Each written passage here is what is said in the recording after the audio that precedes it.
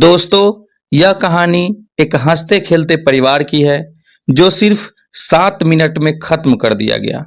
Affair, पैसा और blackmailing में टीचर का परिवार इस कदर फंसा कि निकल ही नहीं पाया। टीचर की पत्नी पूनम का जिस चंदन से अफेयर था वो उस पर पैसा लुटाता था। जब पूनम ने बेरुखी की और दूर जाना चाहा तो वह खून का प्यासा हो गया।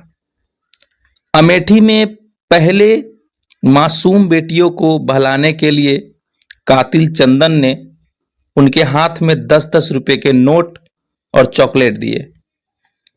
चंद मिनट में बात ऐसी बिगड़ी कि चंदन ने पहले टीचर की पत्नी को 2 गोली मारी, बचाने आए टीचर पर 3 गोलियां चलाई। अफेयर और पैसे की लड़ाई में बच्चों का कोई कसूर नहीं था, लेकिन हत्यारों ने उन्हें भी नहीं छोड़ा। टीचर सुनील कुमार मूल रूप से रायबरेली के सुदामापुर गांव के रहने वाले थे। सुनील की शादी 12 अप्रैल 2016 को पूनम से हुई थी। 2018 में सुनील पुलिस के सिपाही पद पर भर्ती हुए। 10 दिसंबर 2020 को उनकी बेसिक शिक्षा विभाग में टीचर की नौकरी लग गई। उन्होंने पुलिस की नौकरी छोड़ दी। पहली तैनाती बीएसए ऑफिस में हुई। सुनील का घर रायबरेली जिला के मुख्यालय से करीब 35 किलोमीटर दूर था, इसीलिए वह परिवार लेकर रायबरेली के मटिया इलाके में रहने लगे। सुनील ने जिस मकान में कमरा लिया वहीं पर चंदन वर्मा भी किराए से रहता था।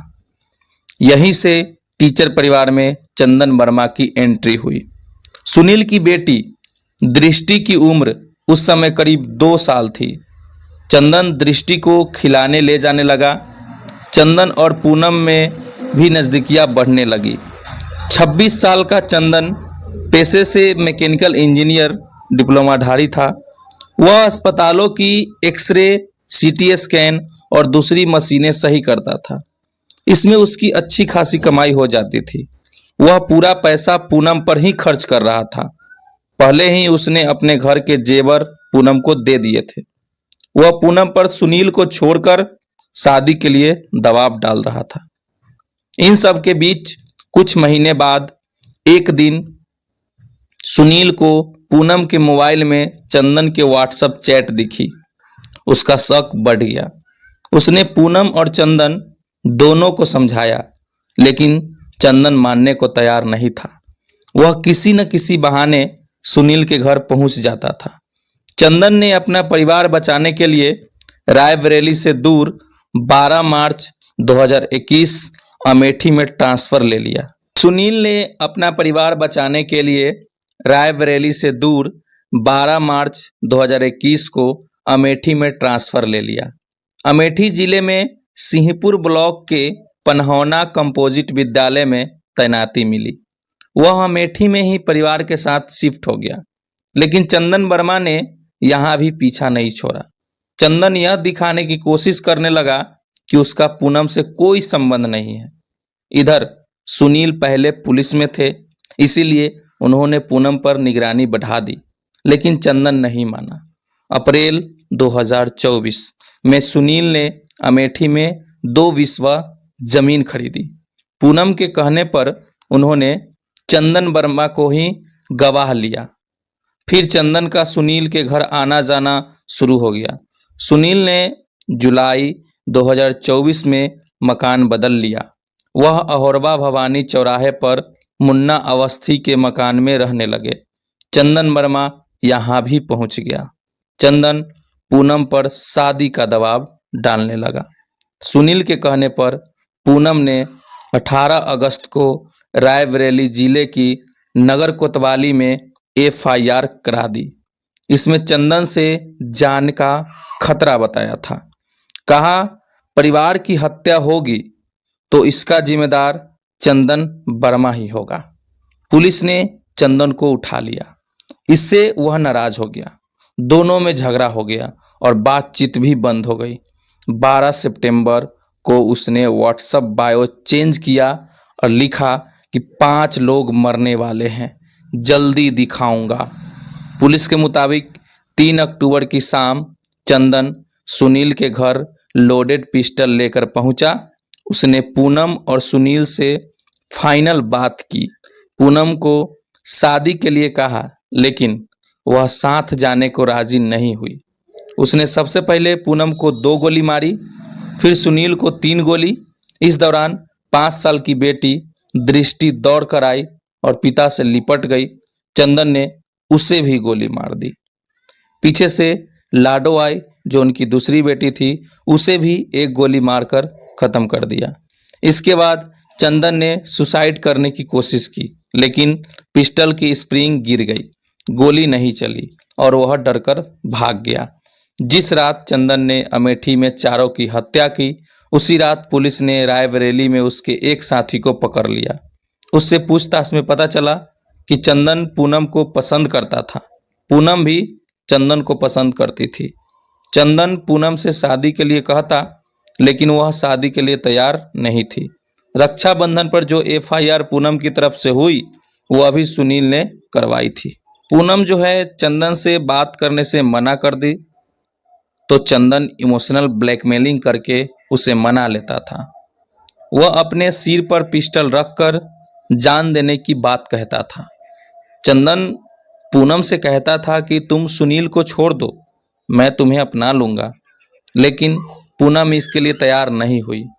जब उसने ज्यादा परेशान किया और सड़क पर मारपीट की, तब उसके खिलाफ FIR दर्ज करवाई गई। लेकिन उसने यहाँ भी इमोशनल कार्ड खेला। पहले जहर खा लिया, किसी तरह से जान बची। थाने में दरोगा के सामने हाथ जोड़कर रोने लगा, कहा कि आगे से ऐसा नहीं होगा। सुनील ने उसको माफ भी कर दिया, लेकिन बाद में वह फिर पलट गया। अब आगे क्या हुआ उसको जानने से पहले आइए जानते हैं सुनील की कुछ व्यक्तिगत कहानी।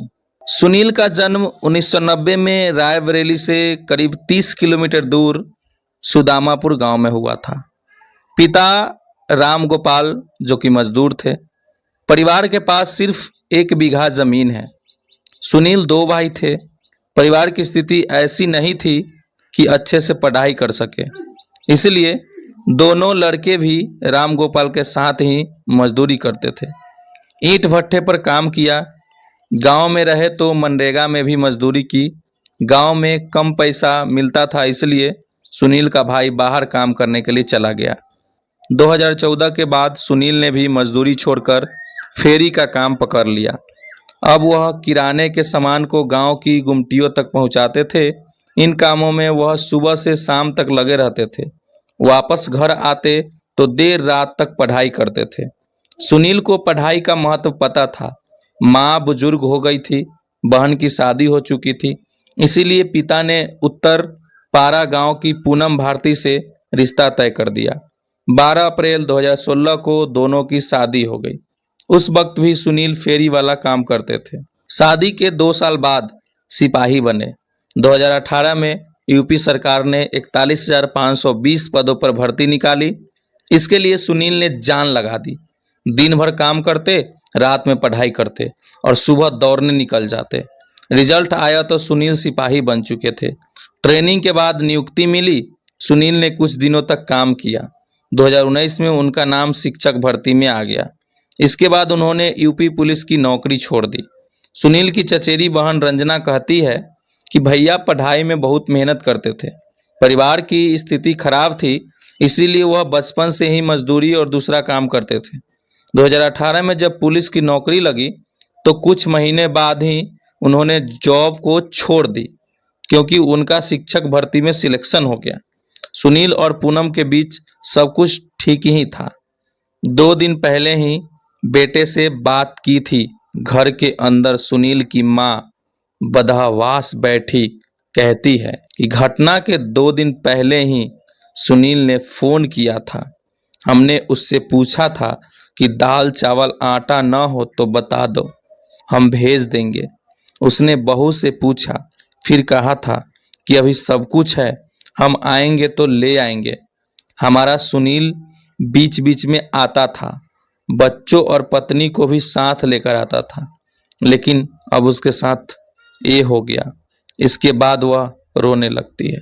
सुनील अपने माँ बाप का बहुत ख्याल रखते थे। उनकी नौकरी अमेठी में थी, लेकिन जब भी जरूरत होती वह परिवार के साथ होते थे। नौकरी लगने के बाद सुनील ने गांव में माँ बाप के लिए पक्का मकान बनवाया।